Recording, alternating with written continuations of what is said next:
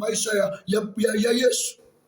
Na hata pia upande wa kwa Musa alikuja Farao na hasira kali kuhakikisha anatia giza maisha ya wana wa Israeli, maana alisikia habari za ukombozi wao.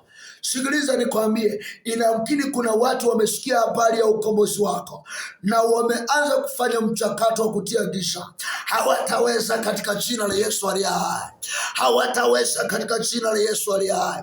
Hakuna mtu atatia giza maisha yako, maana Bwana yuko upande wako na ana uhakika. Mwezi wa 11 na 12 Mungu analiondoa giza kwenye maisha yako.